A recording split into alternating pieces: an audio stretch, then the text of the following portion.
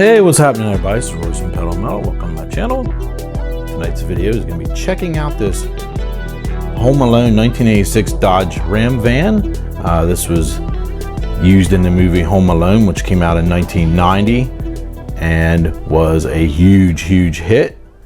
This is 1/43rd scale and it's made by Greenlight and it's in the Hollywood series. It's die-cast metal with plastic parts and I'm looking forward to this. Just got it in the mail yesterday and it's larger than I thought it would be. It's pretty large, but we'll go ahead here and take it out and we'll check out the Wet Bandits van.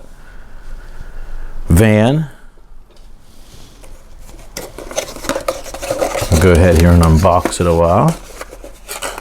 I'm going to show you the packaging quick. Of course, we don't have Macaulay Culkin's face is not on there, so I guess they would have had to get permission and pay royalties for that. But we have Kevin McAllister, is that how you say it? Yeah, Kevin McAllister's battle plans on the back here, and when the grocery bags split open for him.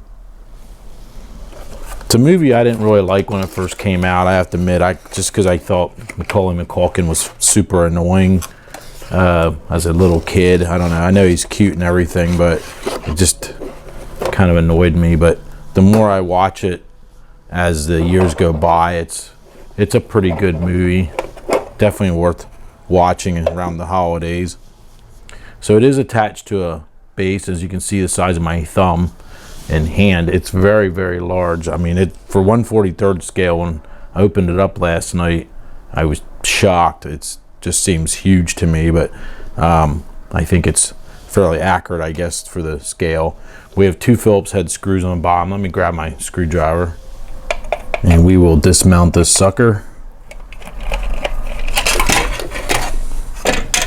This is one of those vans, or one of those items I wanted to review, but I have to admit I wasn't really that excited about it. But once I got it in the mail and got looking at it, I thought this thing is really impressive for I think I paid $15 for this. I think it was around $15. That's without shipping. But I thought it was pretty cool as soon as I looked at it. All right, as it's going around here, we can taking a pretty good look here at this. If you guys remember or not, the Wet Bandits was played by Joe Pesci, and the tall, skinny guy was played by David Stern. Both of them did an absolutely awesome job, I think, in the movie. Joe Pesci, of course, was still at the height of his career in 1990, and it was very unusual that he did this comedy, and I think he took a lot of flack from the critics because of that role. I'm not sure how much money he actually made from it, but I don't know if he regrets doing it or not, but I think he was great in the role. Both of them were just great. And of course, David Stern did the voice from, it was at the tip of my tongue, now I forget, but he narrated the, not Growing Pains. Anyway, you guys know what I'm talking about. But anyway, he narrated that one show. I can't think of the name of it. But we'll stop and take a look here at this. Really impressive.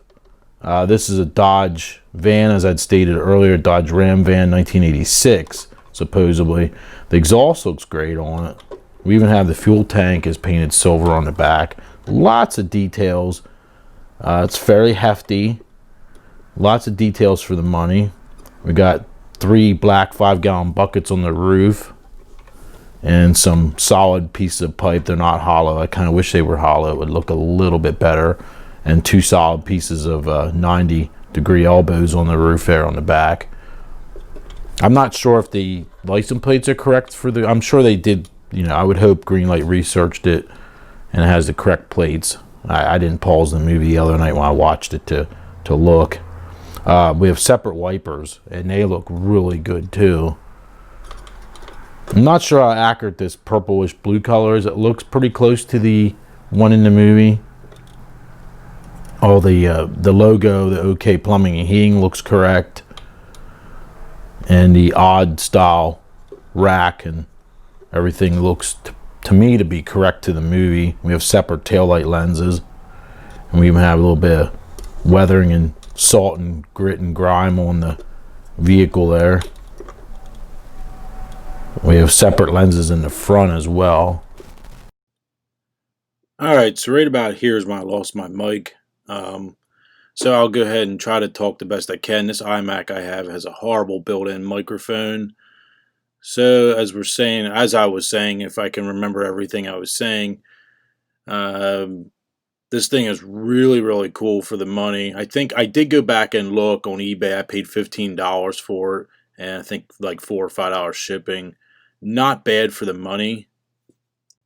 It does have rubber tires, and as you can see, you can roll it, and has like the dog dish style caps on the wheels, and I think they were supposed to be 14-inch wheels, I believe, on the real van. But very, very, very cool.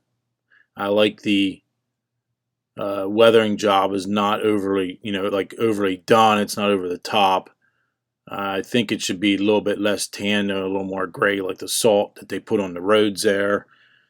And it's kind of more of desert tan colors that are on it. I think that looks kind of weird to me, but it's not bad at all, really, for a mass-produced vehicle. I like the running boards. It has running boards there, as you can see. It has the Ram logos on the side. Door handles are molded in, but the mirrors are obviously separate pieces. And the one mirror, the passenger side mirror, was kind of like bent back in the box when I got it, and I was almost afraid to bend it back. Right there, I'm kind of fiddling with it. I was afraid that, sometimes those plastics, if you kind of bend them back a little too far, they're going to break at that stress point where they were flexed earlier. So I kind of was being careful with that. But as you can see, the details there, as I'm checking it out a little closer here, are really, really impressive, I think, for $15. You might be able to get this cheaper, like a Hobby Lobby or something like that, with a 40% off coupon. Unfortunately, I don't. We have one Hobby Lobby here in my town, and I can basically never get there because of the hours I work. But this thing is really cool. Right about here, I started talking about the interior. I couldn't tell at the time if it was black or dark gray or dark blue black. And then I was mentioning there, you can even see the cup holders in the center console. I was impressed by that. I thought that was pretty cool. And I was trying to get shots of the interior and the steering wheel, and I was like, well, I can kind of see some wood grain on the dash. So you know what? Let's just take it apart, because I can't see what's going on here, but it looks pretty cool. So if I remember correctly, that's what I was saying, and I think I go ahead here and I take it apart. All right, as we can see here, I'm starting to pull it apart. Yeah, I think it was 3 little Phillips head screws that held the base in, which is, of course, plastic, the base. Everything was really, really well done. And it's quite shocking how well done this interior is in this van. I had mentioned before about those cargo screens. It's to prevent stuff from hitting you in the back of the freaking head if you had to brake hard or whatever and you got junk piled in the back. They're there, and I believe they're shown in the movie as well, those screens, or I don't know if there might be plywood boards in the movie, but I kind of remember them in there. But as you can see here, once we refocused, quite impressive. The interior, I mean, we got gauges, and I mean, look at we got the fake wood grain interior there. We got black steering wheel, and I think that's pre-airbag. Obviously, there's not an airbag on that steering wheel. But yeah, it's definitely like a dark gray, or I don't know what you want to say, a medium gray interior, which would have been vinyl interior, I'm pretty sure.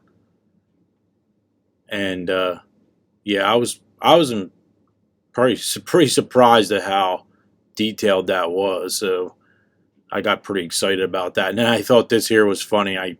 Don't ask me why, but I put it up on the turntable without the body. So we're Sans body spinning around. I thought that was funny. I don't know why. I get weird sometimes. I was talking here about the heft of the body. The body was very hefty, weight-wise. And I don't know. I think my oldest brother's gonna love this for Christmas. It's very, very cool.